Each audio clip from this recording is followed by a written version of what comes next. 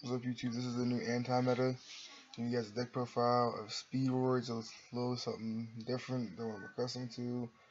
But I figured that it's a different archetype with a good bit of potential, so I try it out. Alright, let's get into this. Alright, first, got the Reborn Tengu. I use this because it's always there, basically. You get 3 copies out of 1. And it just keeps on plussing when you synchro. You always just have board presence, so it just comes in handy. Next, I got double yo-yos. I felt like 3 is a little cloggy, but 2 is a good amount. It's like a Altair, if you would, just put someone one from the graveyard. 3 or lower though, but all your tuners are 3 or lower, so it works out just fine. Next, got double Menko. Now this card is really good against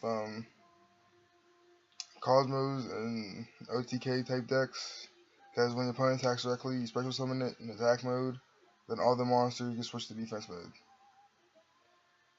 So that obviously just stops them. But Cosmos is kind of iffy.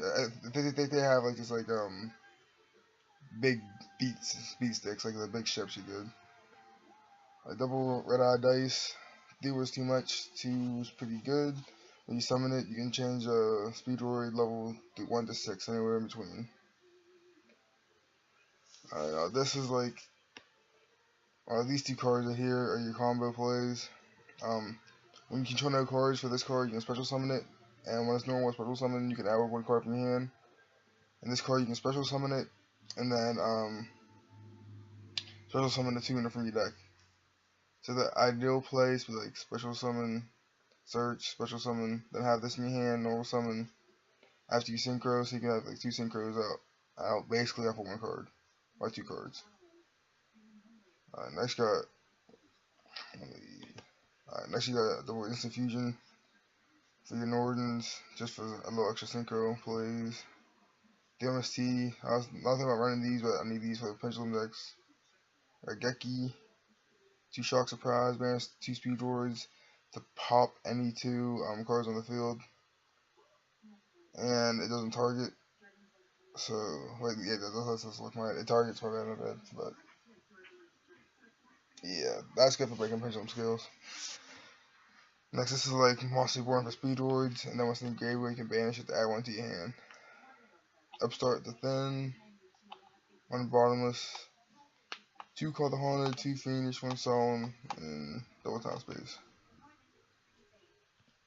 Alright, FSI, Flying Steve for pendulum decks. Maxi, it's like draw power. Alright, now for Pepe, I'm really scared of that deck, so I'm sliding in 3 cards for that. Spell Shattering, Fairy Wind, and Goes a Match. The main idea of all 3 of these cards is not to let them play Yu-Gi-Oh! Plain and simple. Extra deck 2 Norden, 1 Amades, Black Rose, Clear Ring Synchro, High Speed, Cannonbar. That's how I think it's pronounced. It's a double attack, and each time it attacks, it gains a permanent 200. So, and when it gets into the graveyard, you gotta add a banish speedroid card from your banish zone to your hand, which is pretty good. High Speed Void Chimera. It does piercing. You can banish a speedroid from your graveyard to inflict 500. And when you control no monsters, you can special summon it from the graveyard, but you don't get any other summons that turn. Mistworm, bounce back. One thing I forgot to say: when you use his second effect to tribute it to special summon a tuner from your deck, you cannot special summon anything else besides 1 monsters. You got Old Hastor. It's just good stall card. Then Trish, because he doesn't want to make a Trish.